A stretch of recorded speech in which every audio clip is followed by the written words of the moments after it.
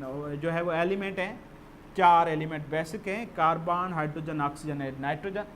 लेकिन इनके साथ कभी कभी कुछ और भी एलिमेंट पाए जाते हैं, जैसे कि फास्फोरस एंड सल्फर, ये एसेसरी कहलाते हैं। ये इनके साथ कभी कभी अटैच होते हैं तो इनको डाइवर्सिटी प्रोवाइड करते हैं, लेकिन इसका बेसिक जो नेचर है वो डिपेंड करता है इन 4 एलिमेंट पे, carbon, hydrogen, oxygen and nitrogen. The name protein जो है वाज सजेस्टेड बाय बर्ज़िलस इन 1838।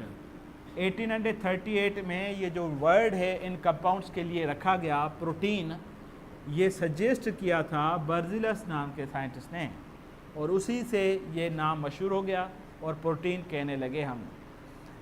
उसके बाद इसकी इम्पोर्टेंस क्या है, इसका रोल क्या है, ये हमारे अंदर कितना किस लेवल का पाया जाता है, ये एक मर्डर साइंटिस्ट था जिसने 1883 में इसका इम्पोर्टेंस के बारे में रिकग्नाइज़ किया और बताया लोगों को।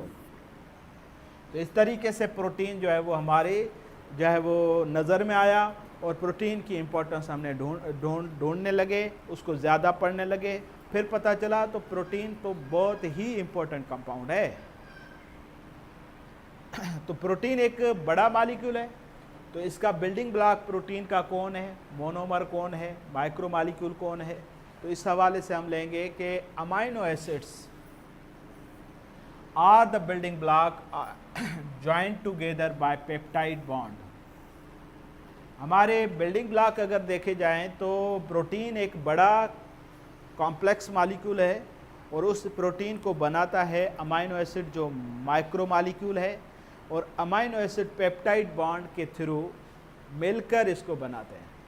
और इसी तरीके से there are 20 different amino acids. वैसे हमने डिस्कवर्ड किए हैं तकरीबन 300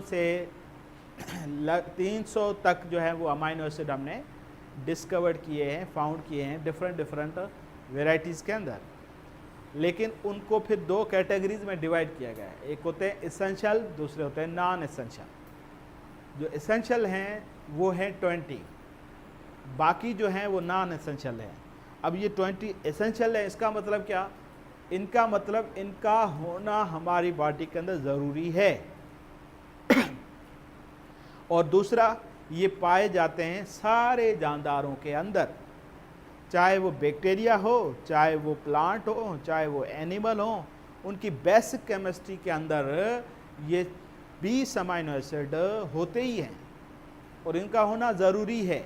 तो ऐसे अमाइनो एसिड जो सारे लिविंग ऑर्गेनिज्म के अंदर पाए जाएं और जिनका होना ज़रूरी हो, वो कहलाते हैं एसेंशियल अमाइनो एसिड्स। तो उनकी केमिस्ट्री ही हम यहाँ पे फोकस करेंगे। बाकी रहा नॉन एसेंशियल, वो समटाइम कुछ स्पेशलाइज्ड प्रोटीन पाए जाते हैं, उनके अंदर कुछ एक्स्ट्रा फॉर्मेट में पाए जाते हैं, लेकिन हमने फिर भी 300 के करीब जो है वो डिस्कवर्ड किए हैं अमाइनो एसिड्स। तो वही 20 amino acid, the order of amino acid is protein is important.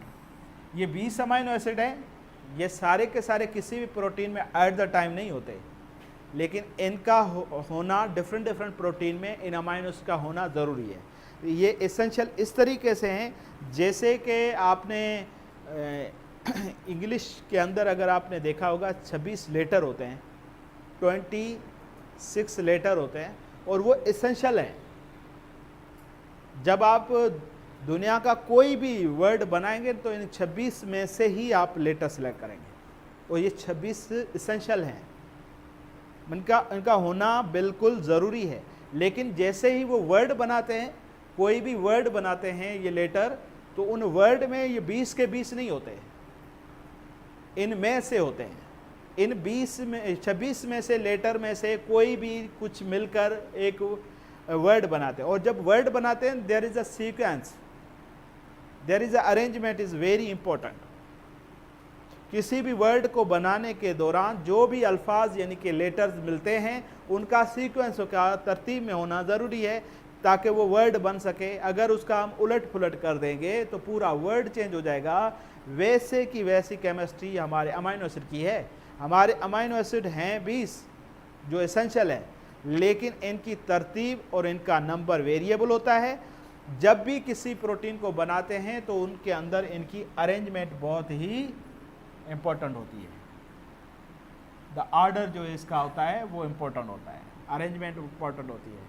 These amino acid differ on the nature of the R group. Example of amino acid are valine, alanine, glutamic acid, tyrosine, histidine. अब ये कुछ नाम रखे हैं जो 20 में से हमने नाम निकाले हैं, 4-5।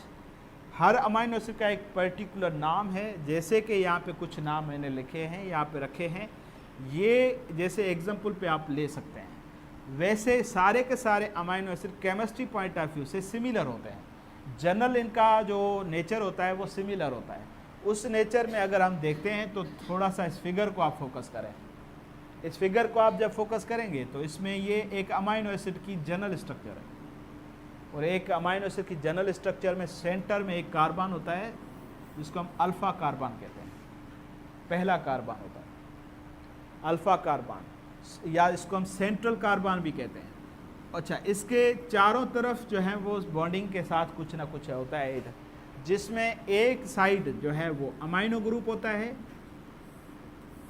दूसरी साइड कार्बोक्सिल ग्रुप होता है, एक हाइड्रोजन होता है और एक आर होता है। अब यहाँ पे आर का मतलब जो है वो वेरिएबल होता है, डिफरेंट। यही जो है वो चीज़ जो है वो एक अमाइनो एसिड को दूसरे अमाइनो एसिड से अलग करती है।